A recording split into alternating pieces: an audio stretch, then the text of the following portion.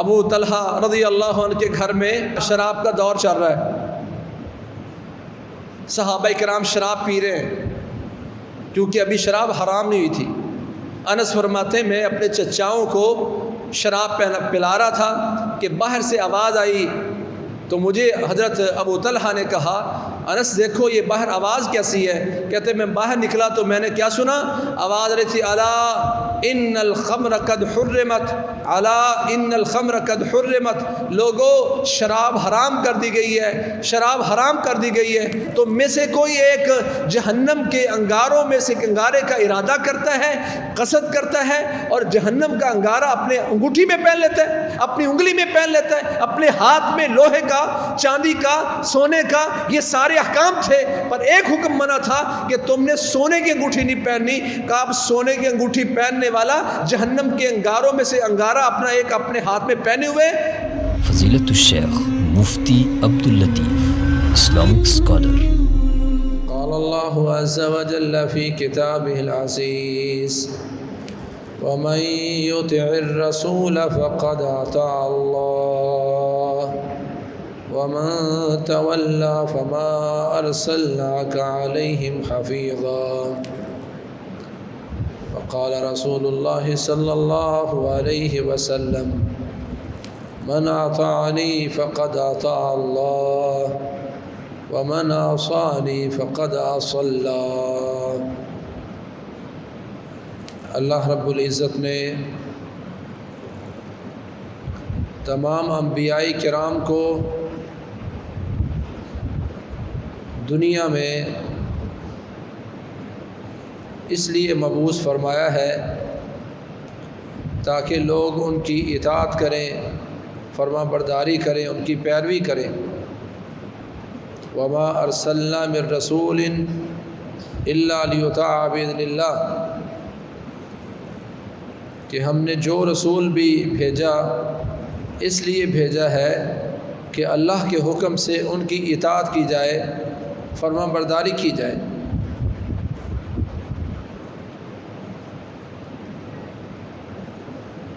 ہر بندہ یہ دعویٰ کرتا ہے کہ میں رسول اللہ صلی اللہ علیہ وسلم کو رسول مانتا ہوں، ان پر ایمان رکھتا ہوں،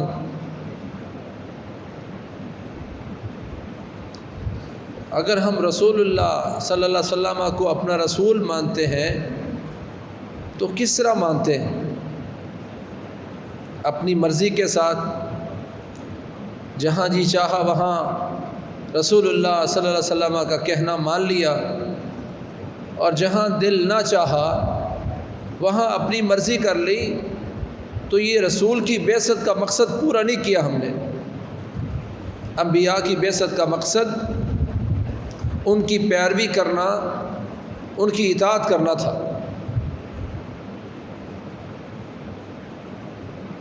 آپ کی ذات پر زد آئے، آپ کے مفادات پر زد آئے، بظاہر دنیا کا کوئی نقصان ہو رہا ہو، سب کچھ برداشت کر کے اگر ہم نے رسول اللہ صلی اللہ علیہ وسلم کے فرمان کو مقدم کیا تو تب تو ہم نے واقعی رسول اللہ صلی اللہ علیہ وسلم کو رسول مانا ہے۔ جن لوگوں نے حقیقی معنی میں رسول اللہ صلی اللہ علیہ وسلم کو اپنا نبی اور رسول سمجھا، ان کی زندگیاں کچھ بالکل مختلف تھیں۔ چھوٹی سے چھوٹی چیز سے لے کر بڑی سے بڑی چیز تک انہوں نے پیارے پیغمبر محمد کریم صلی اللہ علیہ وسلم کے فرمان کو فوری تسلیم کیا، نفع نقصان کی طرف دیکھا ہی نہیں۔ ان کے ذہن میں ایک ہی بات تھی کہ پیارے پیغمبر کے فرمان پر عمل کرنے میں کسی قسم کا کوئی گھاٹا نہیں ہے۔ ان کو اس بات کا یقین تھا کہ پیارے پیغمبر کی اطاعت میں برکت ہی برکت ہے، کوئی خسارہ نہیں ہے۔ اب چھوٹی سی مثال اگر لیں، ابو ہریرہ رضی اللہ تعالی عنہ مسجد نبوی میں گرے پڑے ہیں، شدت کی بھوک ہے، پیارے پیغمبر تشریف لائے کہ ابو ہریرہ لگتا ہے آپ کو بڑی بھوک لگی ہے۔ کہنے لگے ہاں یا رسول اللہ بڑا بھوکا ہوں۔ کہا اٹھو پھر میرے ساتھ۔ ابو ہریرہ رضی اللہ تعالیٰ عنہ کو لے کر پیارے پیغمبر گھر تشریف لے گئے. گھر جا کے پوچھا کوئی چیز ہے؟ جواب ملا جی ایک پیالہ دودھ کا ہے. ابو ہریرہ خوش ہو گئے کہ رسول اللہ صلی اللہ علیہ وسلم کے ساتھ آیا ہوں، پیالہ بھر دودھ ہے، پیوں گا کچھ سیر ہو جائے گا، کچھ بہتر ہو جاؤں گا، کچھ اٹھنے اور چلنے کے قابل ہو جاؤں گا، پیٹ بھر جائے گا. ابھی یہ خوش ہو رہے تھے کہ اللہ کے نبی حکم دیتے ہیں یا ابا ہریرہ الحق اہل الصفۃ فادعوہم لی. ابو ہریرہ جا جتنے صفے والے ہیں نا، چبوترے والے ہیں، اہل صفہ سب کو بلا کے لے آ. وہ ابو ہریرہ جو تھوڑی دیر پہلے خوش تھے کہ پیارے پیغمبر محمد کریم صلی اللہ علیہ وسلم کے دست مبارک سے پیالہ دودھ کا پیوں گا، کچھ پیٹ بھر جائے گا، یہ پیغام سنا پیارے پیغمبر کا. صحیح البخاری اور صحیح مسلم کے الفاظ ہیں. ابو ہریرہ فرماتے ہیں وَسَاءَنِي ذَلِكَ، یہ پیارے پیغمبر کا جملہ مجھے بڑا عجیب لگا. میرے دل میں ایک چوٹ لگی کہ یہ ایک پیالہ اتنے اصحاب صفہ کو کیا کرے گا، جہاں ان کو ایک ایک گھونٹ ملے گی مجھے بھی ایک گھونٹ ملے گی. فَسَاءَنِي ذَلِكَ، یہ مجھے برا لگا.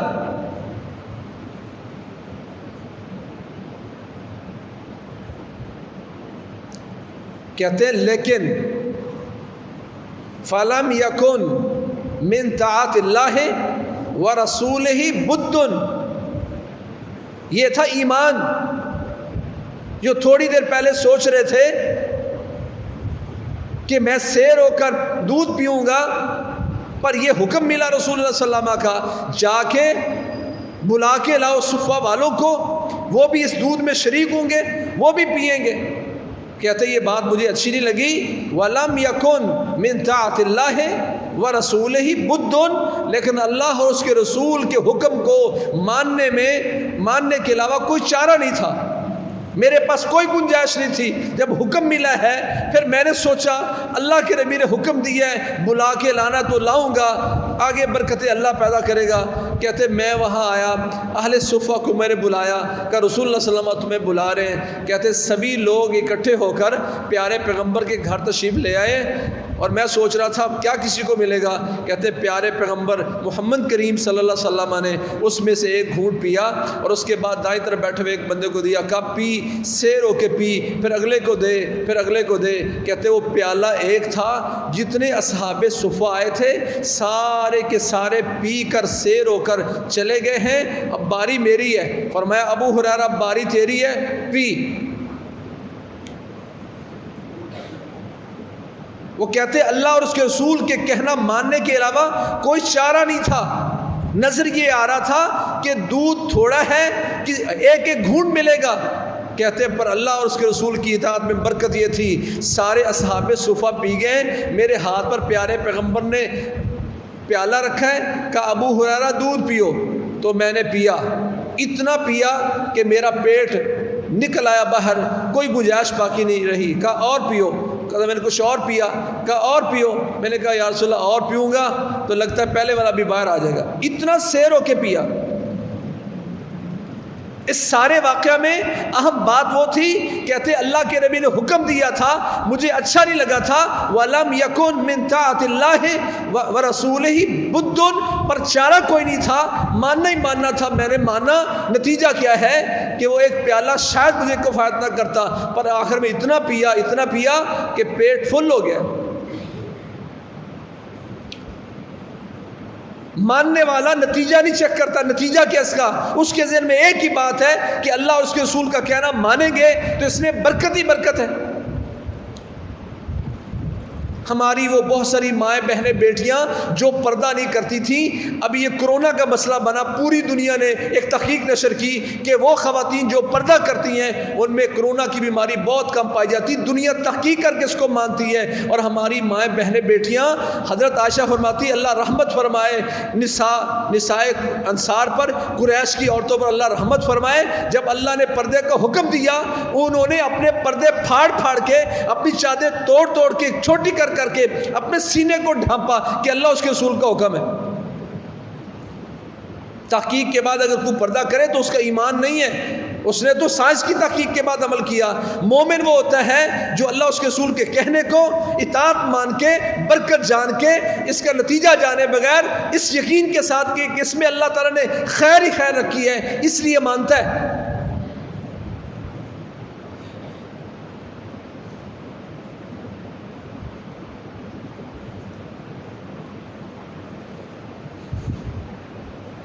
ہمارے بہت سارے بھائی داڑھی کیوں نہیں رکھتے؟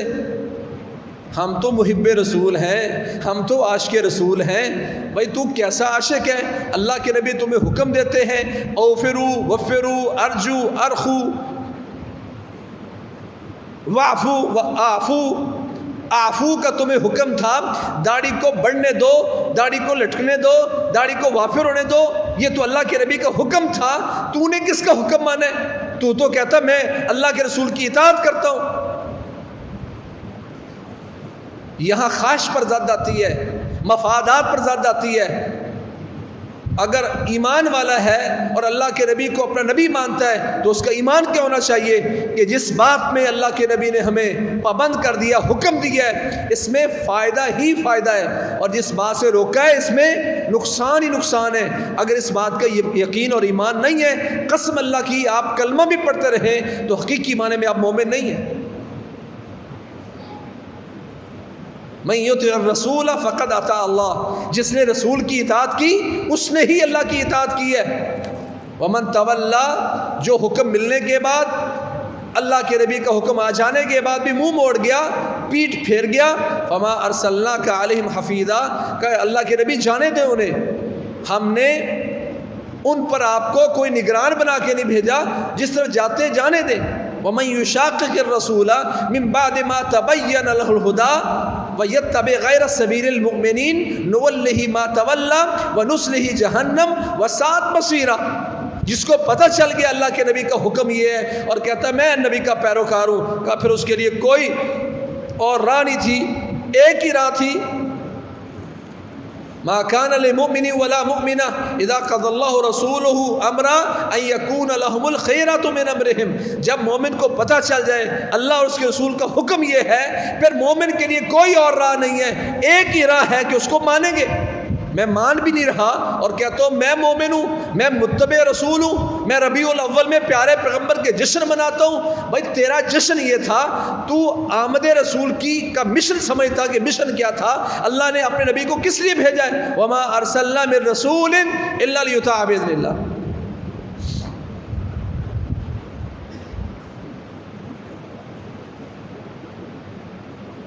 پیارے پیغمبر خطبہ دے رہے تو پیارے پیغمبر حکم دیتے اجلسو، اوے بیٹھ جاؤ، آپ نے یہ کہا بیٹھ جاؤ۔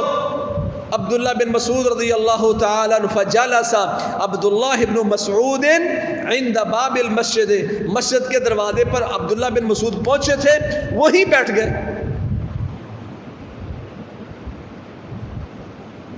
اللہ کے نبی یہ منظر دیکھ رہے ہیں، میں نے کہا بیٹھ جاؤ، مسجد کا دروازہ ہے، وہیں عبداللہ بن مسعود بیٹھ گئے۔ تو آپ نے پھر محبت بھرے انداز میں کہا تعال یا عبداللہ بن مسعود، عبداللہ بن مسعود آگے آ جاؤ، یہ نہیں کہا یہیں بیٹھ جاؤ، پر انہوں نے کہنا کیسا مانا؟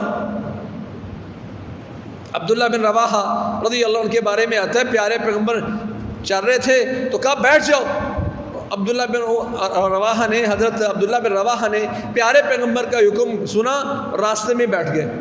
کچھ دیر بعد چلتے چلتے پیارے پیغمبر وہاں آئے، کہا عبداللہ تم یہاں بیٹھے ہو؟ کہا یا رسول اللہ آپ نے حکم دیا بیٹھ جاؤ تو میں یہیں بیٹھ گیا۔ کہا زادک اللہ تعالی، اللہ تمہیں برکت دے اور اللہ تعالیٰ تمہیں اطاعت میں بڑھائے، اضافہ کرے تیری اطاعت میں، تو نے تو اخیر کر دی۔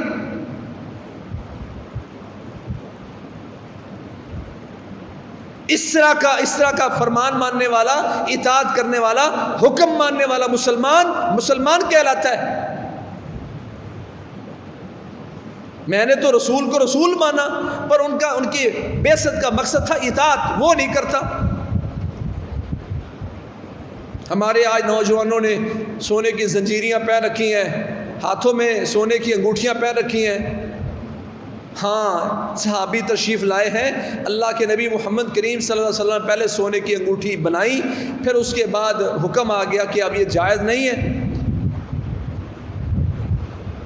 انگوٹھیاں اتر گئی ہیں، پر اس صحابی کو ابھی تک پتہ نہیں ہے کہ یہ حکم ختم ہو گیا ہے۔ وہ انگوٹھی پہن کر پیارے پیغمبر محمد کریم صلی اللہ علیہ وسلم کی مجلس میں آگے ہیں۔ رسول اللہ صلی اللہ علیہ وسلم اس کی انگوٹھی اتاری اور اتار کر نفرت سے پھینک دی، کہا یعمد احدکم الی جمرۃ من نار فیجعلها فی یدہ، تم میں سے کوئی ایک جہنم کے انگاروں میں سے انگارے کا ارادہ کرتا ہے، قصد کرتا ہے، اور جہنم کا انگارہ اپنے انگوٹھی میں پہن لیتا ہے، اپنی انگلی میں پہن لیتا ہے، اپنے ہاتھ میں لوہے کا، چاندی کا، سونے کا، یہ سارے احکام تھے، پر ایک حکم منع تھا کہ تم نے سونے کی انگوٹھی نہیں پہننی۔ کہا اب سونے کی انگوٹھی پہننے والا جہنم کے انگاروں میں سے انگارہ اپنے ہاتھ میں پہنے ہوئے، کلمہ پڑھنے کے بعد، میرا صحابی ہونے کے بعد، پھر حکم آ جانے کے بعد پھر بھی سونے کی انگوٹھی پہنی ہوئی ہے، جہنم کے انگاروں میں سے انگارہ پہنا ہوا ہے۔ آج ہے کوئی ایسا باپ جو اپنے بیٹے کے ہاتھ میں سونے کی انگوٹھی دیکھ کر، کوئی خاتون اپنے کسی مرد کو دیکھ کر، خامند کو، بھائی کو، بیٹے کو، عزیز کو دیکھ کر کہے کہ میرے بھائی، میرے بیٹے، میرے چچا، تیرے ہاتھ میں جو سونے کی انگوٹھی ہے، اللہ کے نبی نے اس کو جہنم کے انگاروں میں سے انگارہ قرار دیا تھا، پھر بھی تو نے پہن رکھا۔ یعمد احدکم الی جمرۃ من نار فیجعلها فی یدہ، کہ تم میں سے کوئی ایک جہنم کا انگارہ اپنے ہاتھ میں پہنے ہوئے، اتار کے پھینک دی۔ صحیح مسلم کی حدیث ہے، پیارے پیغمبر جب اٹھ کے چلے گئے تو لوگوں نے کہا خود خاتمک، اپنی انگوٹھی اٹھا لو، وانتفع بہ، اور اس سے جا کے کوئی فائدہ اٹھاؤ، اس کو بیچ ڈالو، کسی اپنی خاتون کو پہنا دو، یہ استعمال میں لے آؤ، اس سے فائدہ اٹھاؤ۔ صرف پہننا منع ہے، باقی فائدہ تو اس سے اٹھایا جا سکتا ہے، اس کو بیچا سکتا ہے، اس کو اپنی عورتوں میں سے کسی عورت کو پہنایا جا سکتا ہے۔ صحابی نے کیا جواب دیا؟ کہا لا واللہ لا آخذہ وقد طرحہ، لا آخذہ ابدا وقد طرحہ رسول اللہ صلی اللہ علیہ وسلم، جس انگوٹھی کو پیارے پیغمبر نے نفرت سے پھینک دیا، اللہ کی قسم میں یہ کبھی نہیں اٹھاؤں گا، یہ اللہ کے نام پہ صدقہ ہے، جو لے جانا چاہتا لے جائے، میں آج کے بعد اس کو نہیں اٹھاؤں گا۔ فرمان آ گیا محمد کریم صلی اللہ علیہ وسلم کا، پھر انہوں نے یہ نہیں، اب انگوٹھی اٹھاتے جائز تھا، پر انہوں نے پھر امتثال امر نبی صلی اللہ علیہ وسلم، پیارے پیغمبر کے حکم کی پاسداری کیسے رکھی؟ کہا اب یہ پھینکا پیارے پیغمبر نے یہ اس کو، تو میں یہ نہیں اٹھاؤں گا، یہ اللہ کے نام پہ صدقہ ہے۔ اٹھا لیتے جائز تھا۔ اپنی محبت کا، اپنی اطاعت کا، اتباع کا ثبوت ایسے پیش کیا کہ اللہ کے نبی نے نفرت سے اس کو پھینکا ہے، یہ اللہ کے نام پہ صدقہ ہے۔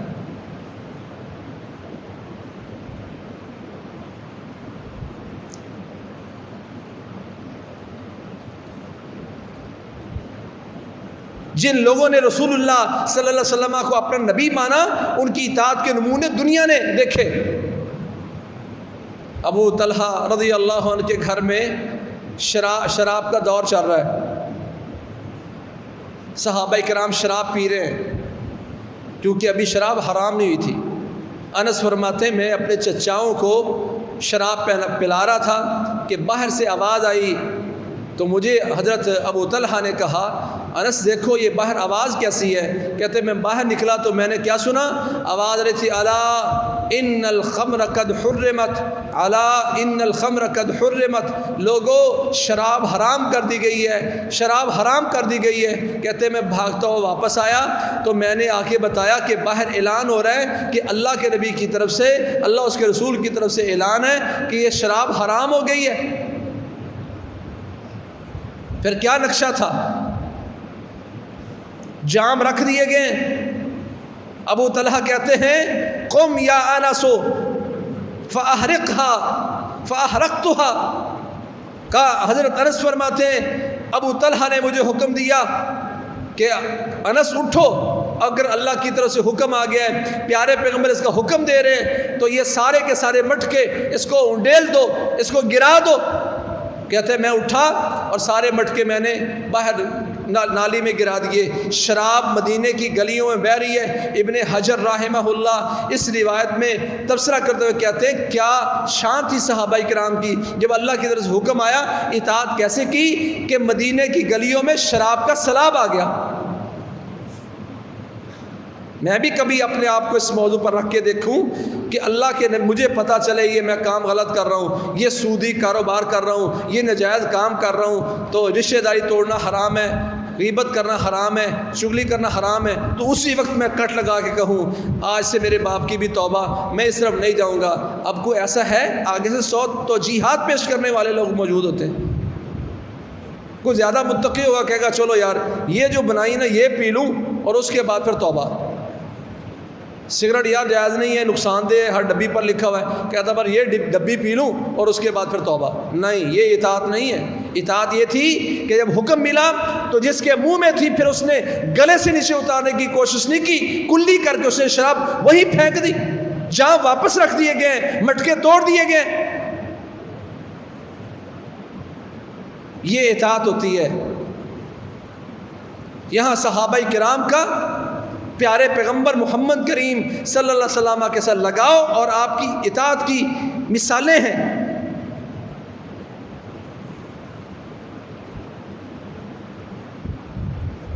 خیبر فتح ہو گیا ہے، رسول اللہ صلی اللہ علیہ وسلم صحابہ کے ساتھ بیٹھے ہوئے ہیں، پیارے پیغمبر کو پتہ چل گیا ہے ان الخمر قد فنیت، یا رسول اللہ ان الحمور قد فنیت، کہ یا رسول اللہ لوگ گدھے پکڑ پکڑ کے ذبح کر رہے ہیں، لگتا ہے کہ گدھے ختم ہو گئے ہیں، گدھے ختم ہو رہے ہیں۔ پیارے پیغمبر بیٹھے ہیں، اللہ کی طرف سے کوئی حکم نہیں تھا، ابھی تک گھریلو گدھے حلال تھے۔ صحابہ کرام نے گدھے پکڑ لیے، ذبح کر لیے، گوشت بنا لیا، ہانڈیاں چڑھا دی۔ یہ کچھ چند لمحات کی گیم نہیں تھی، مسلسل جد و جہد تھی اس کے لیے۔ کتنی مشقت سے پکڑے گئے، کتنی مشقت سے ذبح کیے گئے، کتنی مشقت سے ان کا چمڑا اتارا گیا ہے، کتنی مشقت سے ہم نے دیکھا کہ عید کے دن صرف ایک گائے ذبح کرنی ہوتی ہے، ہم شام تک اس کا گوشت بناتے رہتے ہیں۔ کتنی مشکل سے صحابہ کرام نے وہ گدھے پکڑ کے اب ان کا گوشت بنایا ہے، گوشت بھی بن گیا ہے۔ وَإِنَّ الْقُدُورَ لَتَفُورُ بِاللَّحْمِ، اور اب تو ہانڈیاں چڑھ گئی ہیں اور گوشت ابھر رہا ہے، خوشبوئیں پھیل رہی ہیں۔ صحابہ کیا کرتے ہیں؟ وَكُنَّا نَشْتَهِي اللُّحُومَ، اور ہمارے دل میں خواہش پیدا ہو رہی تھی کہ ابھی ہم گوشت کھائیں گے، ابھی ہم سیر ہوں گے، ابھی موجے ماریں گے۔ ابھی ہم یہ سوچ رہے تھے، خواہشات تو یہ تھیں کہ اتنی دیر میں آواز آ گئی الا ان اللہ ورسولہ لینہیانکم عن لحوم الحمر الاہلیہ، لوگوں سن لو، اللہ اور اس کا رسول تمہیں اب سے گھریلو گدھوں کے گوشت سے منع کرتا ہے، روکتا ہے۔ آج سے گھریلو گدھوں کا گوشت حرام۔ اب یہاں پتہ چلنا ہے کون اطاعت کرنے والا ہے، کون مانتا ہے کہ اللہ کے نبی کو اللہ نے اس لیے بھیجا ہے کہ ان کی اطاعت کی جائے۔ ان کی بعثت کا مقصد کیا ہے؟ لوگ اکٹھے ہو کے پیارے پیغمبر کے پاس نہیں آئے کہ یا رسول اللہ صلی اللہ علیہ وسلم ایک موقع دے دیں، اتنی محنت کی ہے، اتنی مشکل سے ہم نے گوشت بنایا ہے، اتنی مشکل سے ہم نے پکایا ہے، اب تو بالکل تیار ہے، منہ کے قریب ہے، کھانے کے بالکل قابل ہے۔ ایک بندے نے پیارے پیغمبر کے سامنے آ کر یہ گزارش نہیں کی، حکم ملا فَأُكْفِيَتِ الْقُدُورُ كُلُّهَا، کا سارے کے سارے دیگچے، وہ بڑی بڑی ہانڈیاں، وہ ساری دیگیں الٹ دی گئی، کسی نے اس میں سے ایک لقمہ بھی نہیں چکھا۔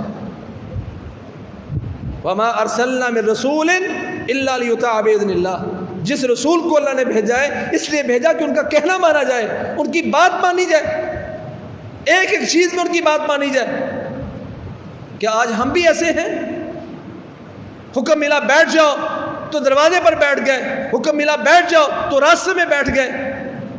ابو ذر فرماتے ہیں رضی اللہ تعالیٰ عنہ، ایک دفعہ پیارے پیغمبر مجھے ساتھ لے گئے